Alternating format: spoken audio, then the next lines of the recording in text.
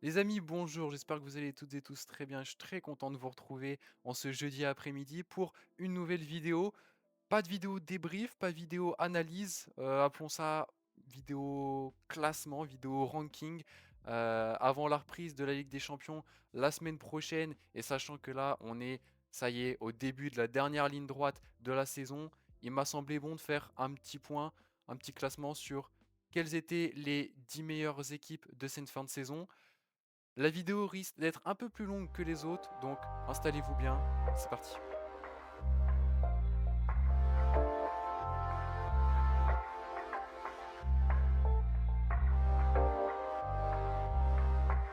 Je vous cache pas que ça a été un peu compliqué de faire ce classement, en tout cas pour certaines équipes. Il y a eu des positions, c'était plutôt simple de classer les équipes, mais notamment dans le bas du classement, ça a été assez compliqué.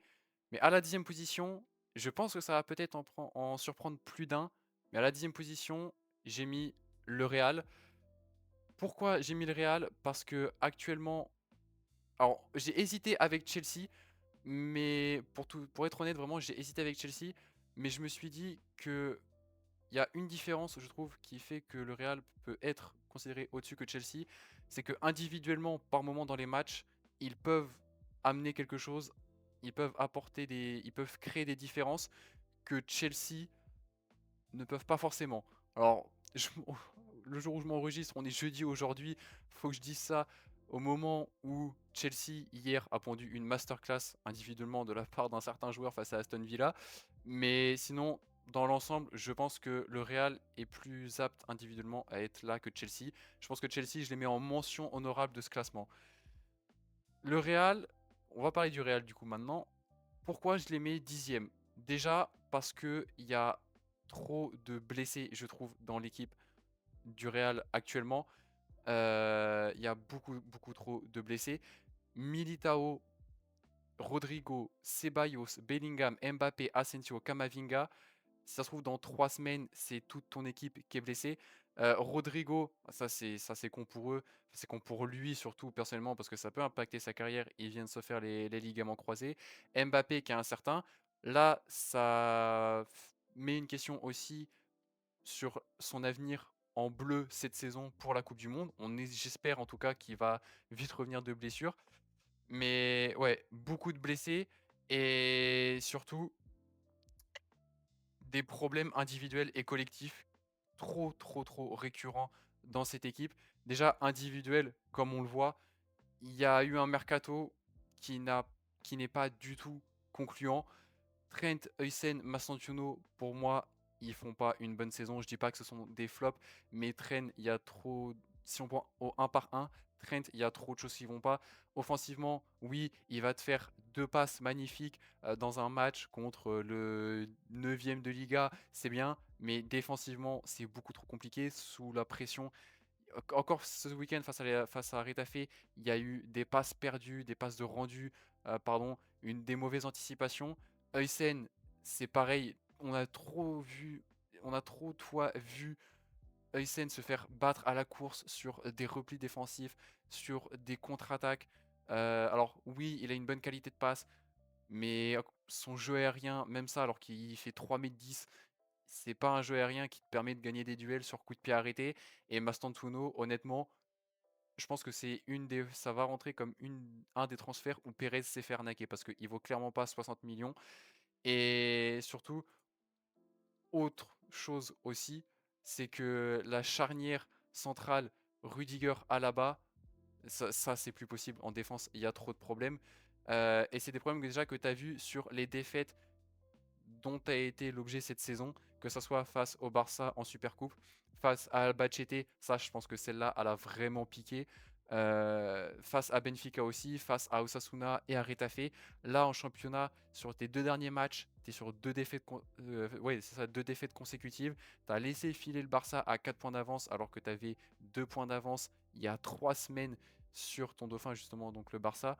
Mais comme je disais, sur les problèmes individuels et collectifs, la charnière centrale Rudiger Alaba, ça en 2026, c'est absolument plus possible. Juste un appel en profondeur, ça te, c'est trop facile à réaliser pour les équipes adverses. L'espace qui est laissé entre les deux centraux, n'importe qui peut s'engouffrer dedans et ensuite ça part en contre, etc., etc. Et même sur cette action face à Retafe ce week-end, là, c'est un contre de Retafe. Où est-ce que sont tes centraux? Ils sont absolument nulle part. On voit Trent, Valverde, Chouameni qui est venu faire le repli défensif, Carreras, Petrarch, je sais pas si ça se prononce comme ça, Petrarch, le nouveau qui a fait jouer à Arbeloa ce week-end face à Retafe. Mais où est-ce que sont tes centraux? Et encore, en face, c'est Retafe. Ils affrontent City la semaine prochaine. Ça va faire très mal. Ça va faire très... Là, ça va être un poignard dans le dos. Et Rudiger, je dis pas que c'est le pire ou je dis pas que c'est le meilleur de la défense du Real, mais il y a des fautes qu'il fait, c'est beaucoup trop dangereux. Et il y a des fois, il réfléchit pas. Il y a des fois, il y a deux fils qui se touchent. Il y a des neurones qui se connectent pas assez bien dans sa tête. Cette faute-là, oui, il doit prendre rouge. Il y en a aussi des joueurs de Retafe qui doivent prendre des sanctions beaucoup plus sévères. Même en supporter du Barça, je le dis. Mais là, je suis désolé, il doit prendre rouge. Peut-être on est à l'UFC, je sais pas, peut-être on fait du MMA, peut-être qu'on a changé les règles du sport, mais le coup de genou dans la tête, on voit quand même que c'est volontaire et surtout c'est deux coups de genou, c'est pas juste celui-là, c'est il relève la jambe, il en remet un ensuite. Ça, c'est une défense que tu peux plus avoir. C'est une défense que tu peux plus avoir. Et même collectivement, cette espèce de 4-4-2 défensif sans ballon quand tu es en phase défensive, sans vraiment de fond de jeu, ça ne marche pas. Et offensivement, tu as une incapacité à bouger des blocs bas. Je vais dire hallucinant, mais c'est trop flagrant. Je pense qu'on l'a vu face à Retafe ce week-end encore. Et je pense que si tu avais mis le Real face à l'Atlético mardi soir, au vu de comment ils ont joué face au Barça en bloc bas, limite à 7 parfois, ils étaient à 10 dans la surface, etc. Je pense que le Real n'aurait marqué peut-être aucun but. Donc ça, c'est quelque chose qu'il faut qu'il fasse attention, le Real. Après, individuellement, je finis juste sur ça. T'en as qui reviennent quand même bien. On a vu Vini ces dernières semaines qui reviennent plutôt bien. Face à Benfica au match aller, il était là. Face au match retour, il était là. Même en Liga, s'il arrive à faire des différences, notamment face à Osasuna, même si c'est un match perdu, c'est peut-être le joueur auquel on s'attendait pas à ce qu'il revienne, et au final c'est lui qui revient bien. Mais pour moi, ouais, avec tous ces problèmes-là, le Real ne peut pas dépasser la 10e place. En 9e position, et vous l'avez vu du coup, en 9e, j'ai mis l'Atlético. Parce que oui, actuellement, je considère clairement l'Atlético au-dessus du Real. Ils avaient déjà battu le Real 5-2, je crois que c'était lors de la 7e journée de Liga, début octobre. Mais pour moi, encore aujourd'hui, ils sont au-dessus du Real. Même si actuellement, ils sont, je vais pas dire imprévisibles, mais trop irréguliers, beaucoup trop. Il y a des bons matchs, notamment ce match face à Bruges où tu gagnes 4-1 après avoir fait 3-3 à l'aller, etc. Mais il y a des défaites qui coûtent beaucoup trop cher, notamment en championnat. Le 3-0 face au Rayo. Alors oui, tu as fait tourner l'effectif, mais même ta défense, il y avait encore quelques titulaires et il y avait trop de problèmes défensifs. Ce qui fait qu'aujourd'hui, en championnat, tu peux complètement l'oublier, et ça depuis plusieurs semaines. Tu pointes à 14 points, à 13 points pardon, du Barça, à 9 points du Real. Ils vont jamais reperdre autant de points pour que toi tu puisses passer devant, pardon. Mais après, à l'image un peu du Real, je trouve qu'il y a des fortes individualités dans cette équipe qui des fois sauvent un peu des matchs. Et on a vu dans le 3-0 qu'ils ont encaissé face au Barça mardi soir en Coupe du Roi, Musso qui a fait un match qui était déjà bon au match aller, mais qui a fait un match exceptionnel à la double ou triple parade, là je sais plus, un moment en deuxième période, sur une frappe de Bernal qui est reprise ensuite par Rafinha qui était hors jeu, mais il les a quand même arrêtés, double ou triple parade, je sais plus. Très très gros match. Euh, Lookman, pareil, sur certains matchs, il fait de très bonnes performances. Simeone aussi. Mais alors, celui qui est à mettre en lumière, vraiment, c'est Griezmann. Le mec a 54 ans et demi et il te fait des performances comme si on était encore en 2018. Il fait des très très bons matchs cette saison. Déjà, la double confrontation en Coupe du Roi face au Barça, c'était très bon. Mais il y a d'autres matchs, que ce soit en Ligue des Champions ou en championnat, il répond présent, même quand il n'est pas titulaire, il sort du banc, il amène ce plus dans cette équipe. Mais ouais, l'Atleti, du coup, que je mets 9e, qui sont du coup en route pour la finale de la Coupe du Roi, en plus actuellement face à la Sociedad qui va se disputer pardon, mi-avril. C'est l'occasion pour eux d'aller chercher ce titre depuis, je sais pas c'est quand la dernière fois qu'ils l'ont eu. Il me semble que c'était avant 2015. J'ai plus l'année exacte, la saison exacte de laquelle ils ont pris leur dernière Coupe du Roi.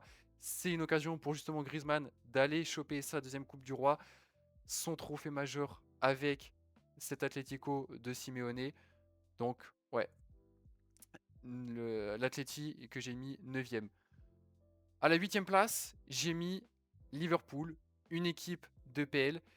Liverpool qui actuellement revient très très bien parce qu'ils sont beaucoup mieux qu'en début de saison pardon, et surtout ils peuvent viser l'Europe et j'ai même envie de dire ils doivent viser l'Europe parce que sinon ça serait absolument catastrophique. Un champion au titre qui la saison d'après ne se qualifie pas pour la saison d'après dans une compétition européenne, là ça serait dramatique pour le club. Et ils sont 6e actuellement, égalité de points avec Chelsea 5e. Et j'ai même envie de dire, ils peuvent se qualifier pour l'Europa League, mais ça serait désastreux si même ils ne se qualifient pas pour la Ligue des Champions. Moi, je vais aller jusque-là, parce qu'avec ce qu'ils nous ont montré la saison dernière, et vu comment ils reviennent actuellement depuis 2 mois et demi, il faut qu'ils se qualifient pour la Ligue des Champions, vraiment. Et on a vu des éléments, à l'image de l'Atlético et de Villarreal, qui, ça y est, ont trouvé leur place et leur connexion avec les autres membres de l'équipe. Je pense en particulier avec Ekitike et Wirtz. Ekitike qui plante beaucoup plus qu'en début de saison. Wirtz qui est, même si déjà en début de saison, dans le jeu, c'était pas mal, il marque aussi plus de buts, il est plus décisif que ce soit en termes de buts, en termes de passes, mais il state déjà un peu plus. Et dans le jeu, il est toujours aussi bon.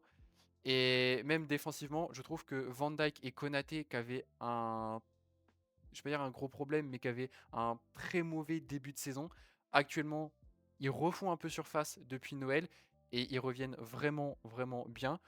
Malheureusement, encore une fois, il y a trop d'inconstance, je trouve, et trop de fois des défaites qui surviennent qui ne devraient pas arriver, mais malheureusement qui arrivent par un facteur un petit peu, c'est la non-gérance de tes matchs et en particulier de tes fins de match.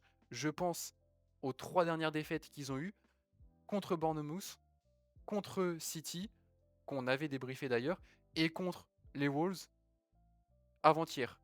Les- la particularité de ces 3 matchs, le point commun, et c'est pour ça que je te parlais de l'incapacité à gérer ces fins de match, c'est que ces 3 matchs où tu perds par un but de différence, et sur les 3 matchs, le but de différence, il survient dans le temps additionnel de la fin du match, de la deuxième période. Ça montre une équipe qui peut vite se fatiguer en deuxième période. Ça, c'est ce qu'on avait vu contre City. Mais c'est quelque chose qui va pas falloir que ça te piège pour la suite de la saison. Je pense à la PL, mais je pense aussi à la Champions, à la Ligue des Champions. Parce que tu joues Galatasaray en 8e, c'est pas forcément je vais pas dire un élément perturbateur, mais c'est pas forcément un très très gros adversaire. Mais le match aller, il me semble qu'il est à Anfield ou c'est le match retour, je sais plus exactement. Mais si par exemple première, la première phase, enfin le match aller de ta double confrontation, que ça soit à l'extérieur ou à domicile, tu le gagnes, je sais pas moi, t'arrives à la 87e avec 2-0 ou 3-1, ça serait vraiment con pour eux que en l'espace de 6-7 minutes de temps additionnel, tu te fasses remonter de un but, voire pire 2 buts. Il y a pas mal de grandes équipes qui se font remonter comme ça par les petites équipes cette saison en PL.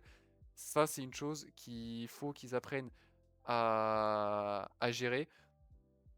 Et le problème aussi de Liverpool, je trouve, cette saison, c'est qu'il y en a certains qui ne sont pas forcément au niveau où on les attendait.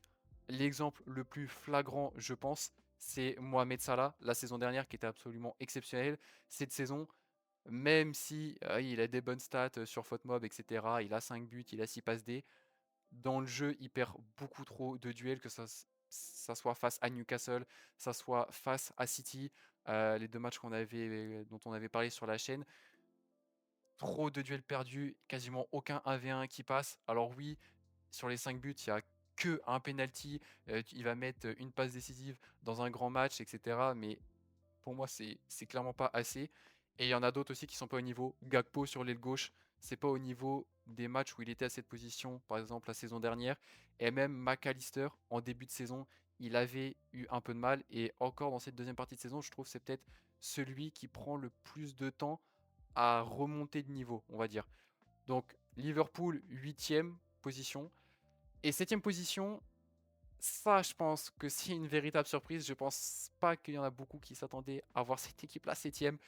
Mais ouais, Manchester United, les Red Devils de Michael Carrick, qui actuellement sont sur un superbe run, le Carrick Ball, comme j'avais intitulé la deuxième vidéo de la chaîne. Je trouve qu'il mérite d'être aussi haut dans ce classement, et surtout au vu de comment Carrick a transformé l'équipe depuis son arrivée. Des victoires face. Premier match, ça c'est tous ces matchs. Ça, City, c'est son premier match sur le banc de United en tant qu'entraîneur. 2-0 face à City, 3-2 face à Arsenal qu'on avait aussi débriefé. Des victoires, en veux-tu, en voilà. Il y a eu cette petite défaite hier face à Newcastle 2-1, mais au niveau du classement, c'est exceptionnel ce qu'il a fait. Avant qu'il arrive, United, ils étaient, juste pour que vous voyez un petit peu, United, ils étaient 7e avec 32 points.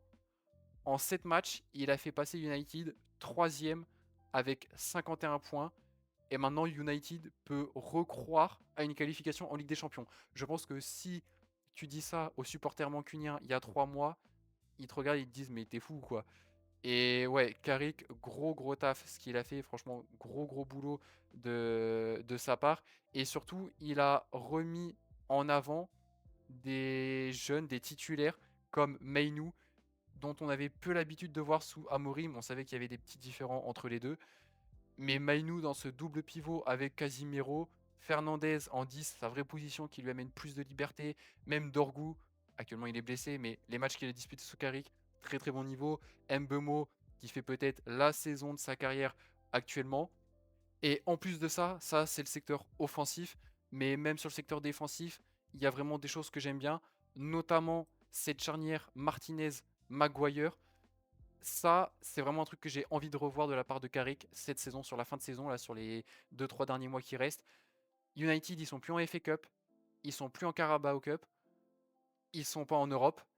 Il en reste que les 9 matchs de PL et leur saison est finie.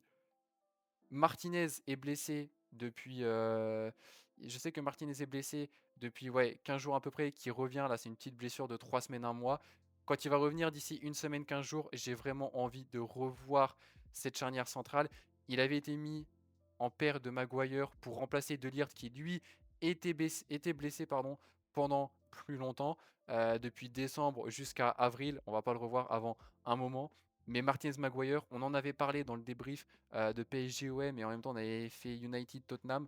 J'avais évoqué le fait que vraiment cette charnière centrale, j'aimais beaucoup ce que je voyais. Ça, c'est un truc dont j'ai envie de revoir.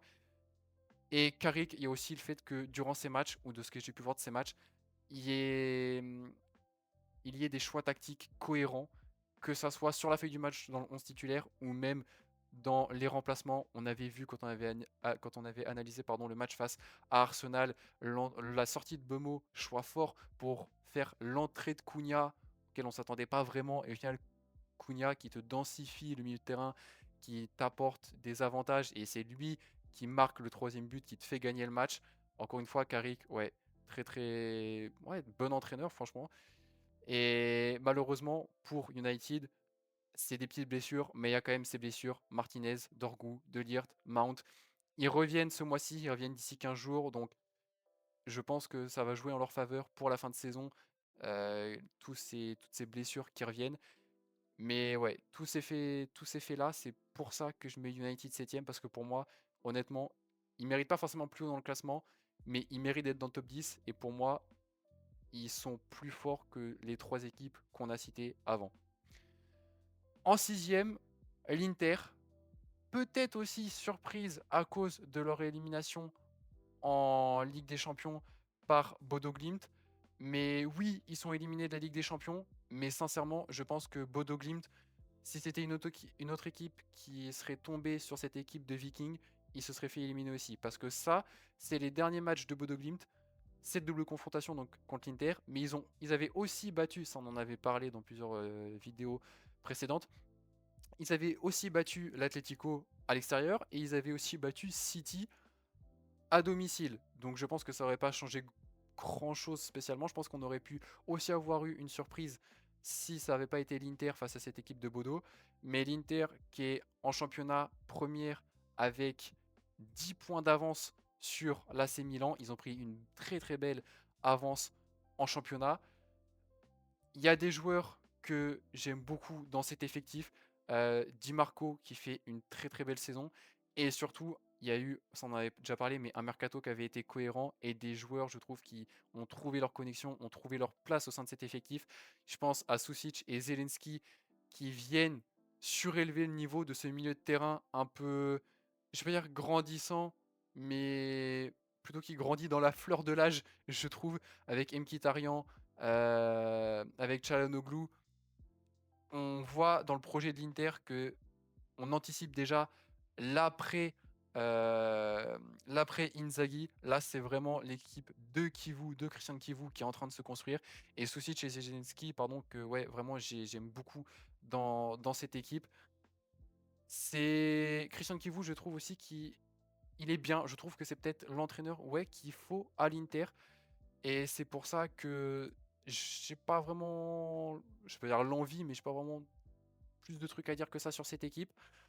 Mais l'Inter, ouais, que je vois sixième, parce que pour moi, encore une fois, toutes les équipes qu'on a dit avant, si elles devaient affronter l'Inter, pour moi, ça serait l'Inter qui gagnerait. C'est pour ça que je les mets sixième.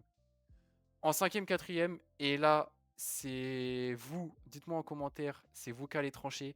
J'ai été incapable de trancher sur ces deux places, sur ces deux équipes, que sont le PSG et le Barça. Il y a plusieurs raisons à ça. La première, c'est que tout simplement, c'est impossible à choisir parce que les deux ont des problèmes, les deux effectifs ont des problèmes, et les deux effectifs, s'il y avait un match ce soir ou demain, en fait, pour moi, peuvent exploiter les failles de l'autre. C'est-à-dire que pour Paris, bien sûr, c'est le piège du hors-jeu du Barça. Si Flick ne change pas ça, je pense que n'importe qui peut mettre des buts à cette équipe du Barça. On avait vu déjà au match en phase de ligue Barça-Paris, où Paris avait gagné 2-1. C'était Mayoulou et Ramos buteurs, mais même sur le match, des fois John Tou et Mbaye qui étaient rentrés, il me semble qu'ils n'étaient pas titulaires, ils étaient rentrés en cours de jeu, ils s'étaient procuré des grosses occasions malgré l'inquiétude offensive qu'on a pu remarquer ces derniers mois chez Paris.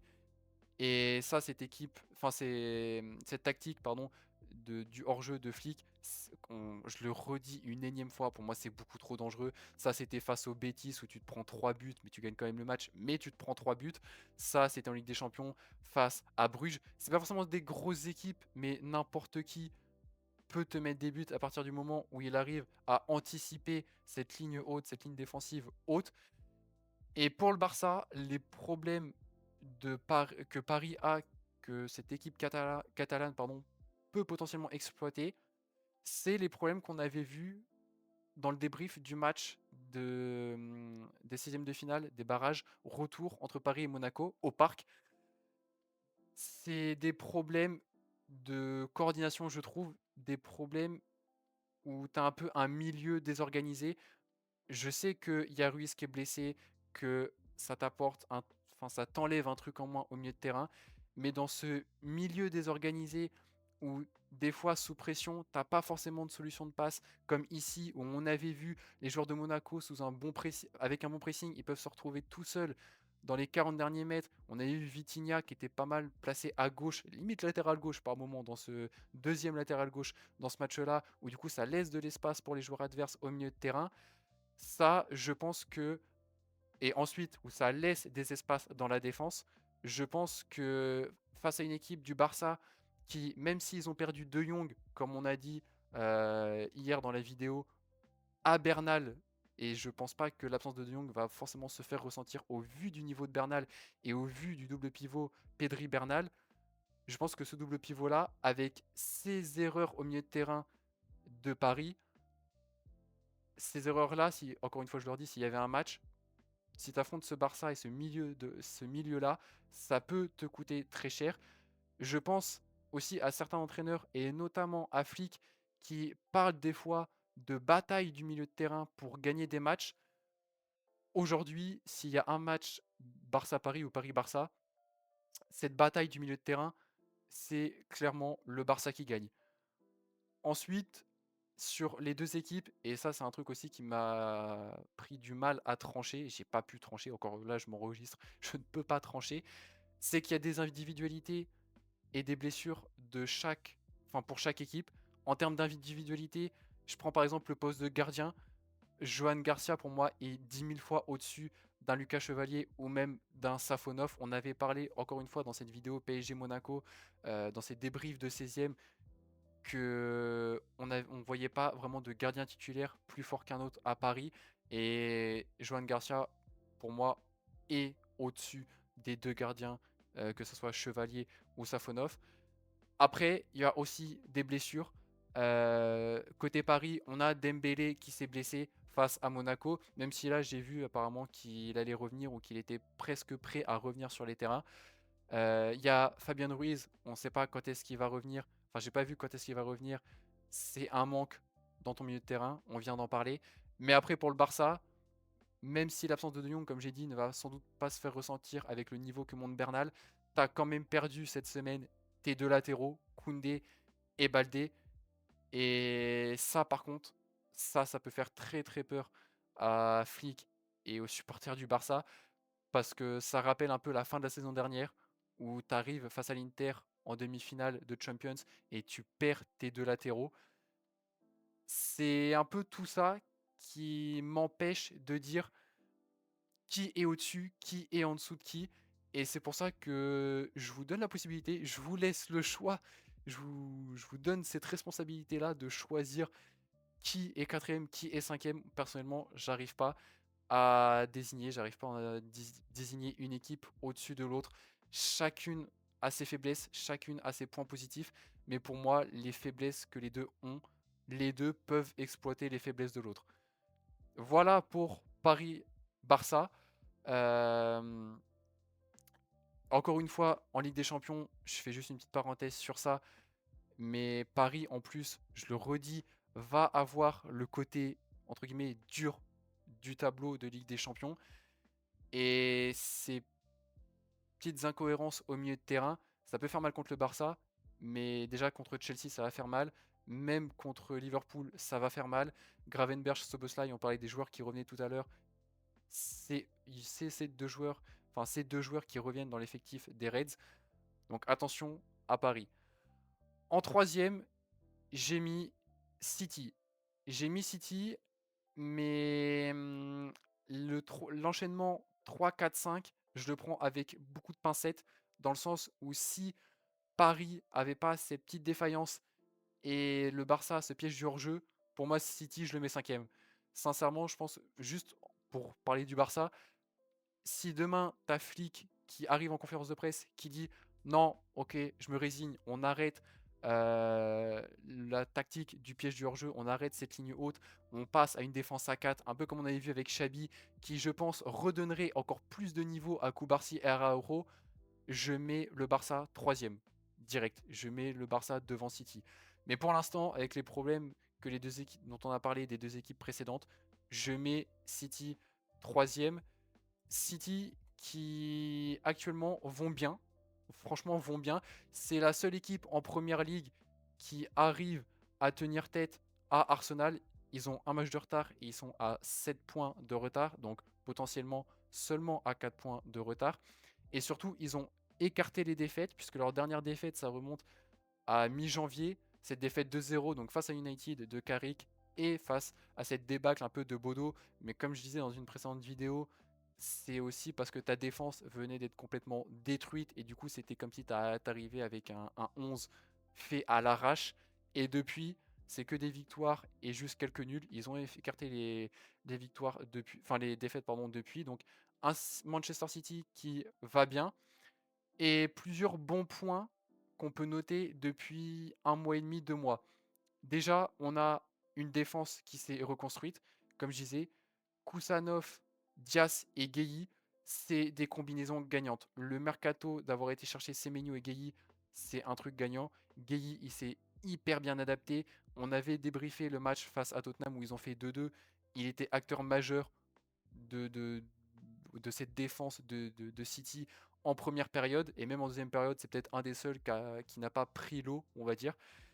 Mais la connexion, on a vu Diaz qui est revenu, mais la connexion Diaz-Gueye, ouais, ça marche très bien. Et ce qui est fort aussi avec cette défense, ces trois-là dans la défense, pendant que Gvardiol est blessé, c'est que tu peux aligner n'importe quelle charnière centrale, ils vont se comprendre. C'est-à-dire Diaz, Kusanov, déjà avant Noël, ce qu'on avait vu, c'était pas mal. Et que ça soit Kusanov, Gueye, ça marche. Et que ça soit Diaz, Gueye, ça marche aussi. Donc, niveau défensif, Manchester City va de nouveau très très bien. Et même au-delà de la défense, ils ont un milieu aussi qui s'est reconstruit. Rodri, depuis son retour, vraiment, tu sens sur chaque match qu'il est titulaire, il fait la différence. Tu vois le petit plus qui manquait au milieu de terrain. Et même O'Reilly, apparemment, il a eu un truc physique, un pépin physique que j'ai pas vu, mais apparemment, il serait un petit peu blessé, pas pour longtemps, mais un petit peu. Il prend clairement de l'ampleur. Son match face à Newcastle, ouais, ça a été très très fort. Et même face à Tottenham, ici, au milieu de terrain, que ce soit face à Tottenham, Newcastle, Liverpool, franchement, il a été très très bon. Euh, et ensuite, je pense le dernier truc dans cet effectif, collectivement, on va dire, le dernier bon point collectif dont j'ai envie de parler dessus, c'est les couloirs. Ces tactiques un petit peu de Guardiola, on a vu sur les derniers gros matchs, de laisser Ait Nouri et Nunez dans les couloirs libres pour aller faire des courses. Et défensivement, en plus, ils sont bons. Et même offensivement, ils sont bons parce qu'ils ramènent vraiment du danger. On le voit, on l'a vu sur les derniers matchs, que ce soit en PL, en Ligue des Champions, etc. Je trouve que depuis Noël, ces deux-là sont très très bons. Et enfin, dernier truc aussi pour City, c'est leur mercato qui est plus que réussi. Semenyo, Gueye, c'est l'option gagnante. Semenyo qui a été buteur face à Newcastle en Carabao Cup, qui a encore été buteur cette semaine, ce week-end. On sent qu'il s'est intégré, on sent qu'il a maintenant les connexions avec les différents milieux et cette attaque avec Haaland. C'était pas gagné parce que comme on avait vu dans le match face à Tottenham, des fois, il n'arrivait pas à bien trouver Cherki ou Silva, ça dépend qui était numéro 10. Et même Haaland, à l'image de ce centre raté, il en a eu plus d'un dans ce match-ci. Mais ça y est, il a les connexions. Mercato très bien fait par City. Et tous ces bons points, c'est ce qui me fait dire qu'aujourd'hui, ouais, je peux les mettre troisième dans un classement. Je les mets troisième parce que en deuxième, je mets, comme j'ai vu sur les réseaux sociaux, le Corner FC, c'est un surnom qui me fait un peu rire. Mais je mets Arsenal en deuxième. Il y a quelques mois, je pense qu'à Noël, je les aurais encore mis premiers, mais il y a eu une petite période de creux. Ils sont toujours premiers de PL, ils ont un match d'avance et du coup ils sont à 7 points d'avance sur City. Ils sont toujours premiers de PL, mais ils ont eu une petite période de creux où il y a eu des matchs, ils ont perdu des points où ils n'auraient pas dû perdre. Notamment ce nul face à Liverpool à l'aller. Des fois, je dis que des 0-0 au niveau tactique, etc., c'est mieux que des matchs où il peut y avoir des buts, etc. Ce match-là était une purge. Si vous ne l'avez jamais vu, n'allez pas le voir. N'ayez pas la curiosité d'aller le voir. C'est 90 minutes de perdu. Il y a eu ce match. Il y a eu ensuite le nul face à Nottingham Forest. Cette défaite justement face au United de Carrick à domicile. Et ensuite cet enchaînement de matchs nuls plus récemment il y a un mois, ce 1-1 face à Brentford et ce 2-2 face aux Wolves avec il me semble que c'était un contre son camp de Calafiori dans les dernières minutes. Donc ouais, une période de creux où tu as perdu des points qui étaient absolument cruciaux, même si c'est ces dernières semaines, tu as rattrapé avec les derbies, notamment le match face à Tottenham et le match face à Chelsea, ce 4-1 et ce 2-1 qu'on a analysé, il me semble que c'était lundi ou mardi que la vidéo elle est sortie. Tu t'es rattrapé quand même, mais à côté de ça, même si dans le jeu, comme on a vu, il y a des bonnes choses, comme par exemple Gyökeres qui honnêtement montre de bonnes choses depuis plusieurs semaines. Il y a la meilleure défense du monde. Il y a un très très bon milieu de terrain, des bonnes combinaisons. On a vu ce nouveau 4-2-3-1 un peu avec double pivot Rice Zubimendi. On a encore une fois la mésentente, comme on en a dit dans les vidéos précédentes sur Arsenal, la mésentente offensive avec Gyökeres, Trossard, Martinelli, les connexions qui ne se trouvent pas dans le dernier tiers de l'attaque. Et c'est ce qui fait que pour moi, déjà je place Arsenal deuxième et pas premier, mais que j'ai envie de dire les allégations que le club reçoit euh, en disant ouais corner FC, set pieces FC, donc FC qui marque que sur coup de pied arrêté, sont fondées. C'est-à-dire que déjà oui on le sait, il me semble qu'ils ont battu un record sur coup de pied arrêté, sur nombre de buts marqués sur corner, c'est même pas sur coup de pied arrêté, c'est sur corner. Mais pour moi, c'est pas tant ça qui me fait rire par rapport à cette équipe, ça me fait plutôt une inquiétude au niveau de l'efficacité offensive de cette équipe, de se dire, ça fait flipper de se dire qu'ils sont obligés d'aller chercher des corners, d'aller chercher des coups de pied arrêtés pour aller chercher du danger offensif. Si Gyökeres n'est pas dans un bon jour, un match tous les 6 ou 7 matchs, ça va être compliqué offensivement pour toi. C'est pour ça que je mets Arsenal deuxième. Parce que ça, c'est un truc qui est en train de prendre aussi sur le comportement des joueurs au niveau offensif. C'est-à-dire que on va essayer de récupérer un corner, on va essayer de récupérer une faute ou coup franc, pas forcément même pas penalty, mais juste entrée de surface dans le dernier tiers. Et ensuite, c'est bon, on a fait le boulot et on avise sur coup de pied arrêté. Ça, malheureusement, c'est le seul petit bémol que je donne à cette équipe d'Arsenal. Sinon, pour moi, il serait premier. Mais les premiers actuellement, et je pense qu'il n'y a pas vraiment de doute par rapport à ça, c'est le Bayern Munich. J'ai pas grand chose à dire par rapport à ce Bayern. Le seul truc que je peux dire, c'est que c'est une machine à laver. Ils sont en train d'essorer absolument tout le monde. Non pas forcément par les scores, même si il y a eu des bonnes choses, enfin des très gros scores, malgré une petite période de creux, notamment face à Augsbourg et face à Hambourg fin janvier. Mais c'est de la peur que tu mets envers tes adversaires par le jeu que tu produis. C'est la dernière grosse équipe qu'ils ont jouée, c'était Arsenal, perdu 3-1. Mais le jeu qu'ils pratiquent depuis, déjà avant ce match-là, c'était le petit bémol de leur saison, on va dire, sur la scène européenne. Mais à l'époque, c'était il y a 5 mois, c'était un peu ce qui marquait le fait que Arsenal était première équipe du monde et le Bayern deuxième. Pour moi, depuis un mois et demi, 2 mois, ouais, un mois et demi, 2 mois à peu près, dans ces eaux-là, ça a changé. Le Bayern, c'est absolument terrifiant ce qu'ils font. Ce qu'a fait Vincent Compagnie de cet effectif, c'est clairement du grand art.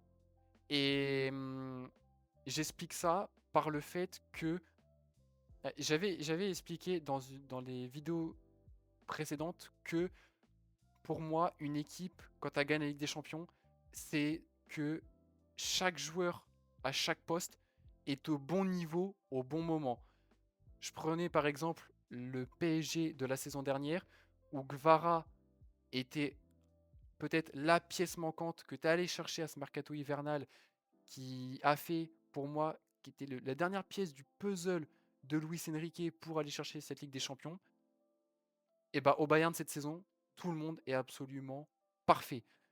Que ça soit le rôle de Kane, c'est-à-dire le 9 qui descend dans le jeu, qui revient limite en défense, des fois qui permet à d'autres de prendre les couloirs intérieurs et d'aller créer de la dangerosité offensive, c'est absolument une machine à gagner. Même les latéraux, Leimer et Stanisic, qui des fois on voit Leimer est à gauche, Stanisic à droite, et des fois inversement, ils sont capables de jouer à droite comme à gauche, et l'apport offensif qu'ils ont défensivement, c'est très très fort. Ils sont super bons. Le double pivot aussi, Kimmich, Pavlovic. Au début de saison, au vu de la saison dernière, j'avais encore quelques petits doutes. Depuis septembre, j'en ai plus aucun. C'est un double pivot qui fonctionne à merveille. Chaque match, le milieu de terrain, il le contrôle à 100%. Et surtout, là, je parle du bas de l'équipe. avec aussi la charnière centrale Upamecano et Jonathan Tah, c'est absolument un sans faute. Pour moi, c'est peut-être la deuxième charnière centrale, la deuxième meilleure charnière centrale derrière Gabriel et Saliba. Et je parle de ce bas d'effectif, mais même en haut, la palette offensive dont dispose Vincent Kompany, c'est absolument terrifiant pour les adversaires. J'ai parlé de Kane, mais la ligne de 3, parce qu'on sait c'est du 4-2-3-1 le Bayern de cette saison, la ligne de 3, Gnabry, Karl, Olysée. Alors Olysée à droite, c'est magnifique. Pour moi, si Yamal n'existait pas, ça serait le meilleur ailier droit du monde. Pour moi, Olysée, il est même pas troisième, il est deuxième, il est juste derrière. C'est un sans faute pour l'instant, sa saison, honnêtement.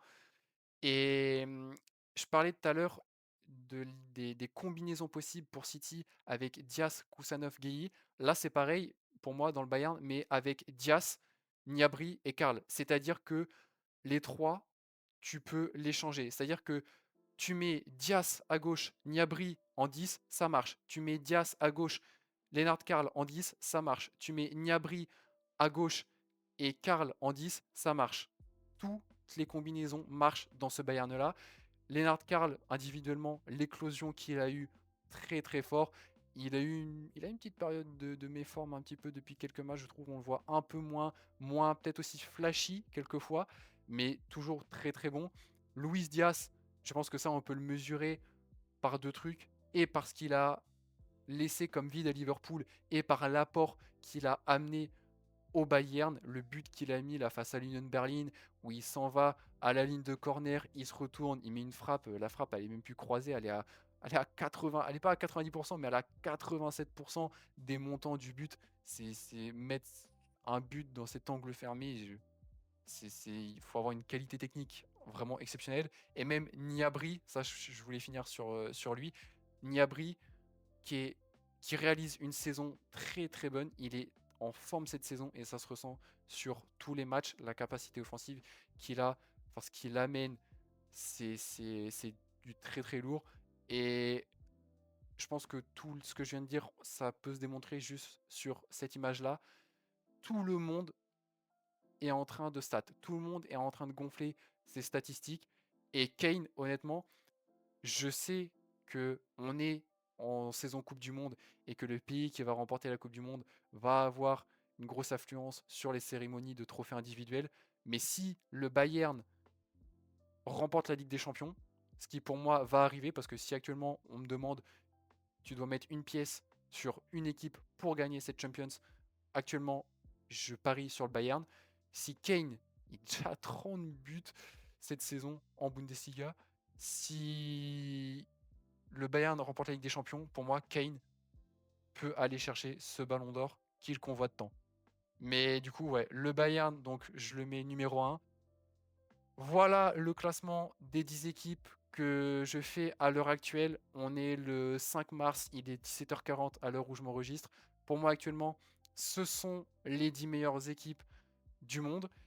J'espère que vous avez apprécié la vidéo. Si c'est le cas, n'hésitez pas à lâcher un petit pouce bleu, à vous abonner, ça me ferait extrêmement plaisir. Même à mettre un petit commentaire, franchement, ça serait super sympa.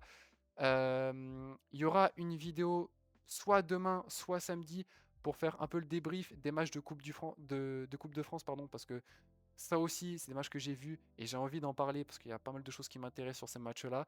On a vu des équipes qui se sont fait éliminer qu'on n'attendait pas forcément. Bonsoir Marseille. Mais ouais, restez branchés sur la chaîne. Moi, je vous dis à très vite et prenez soin de vous.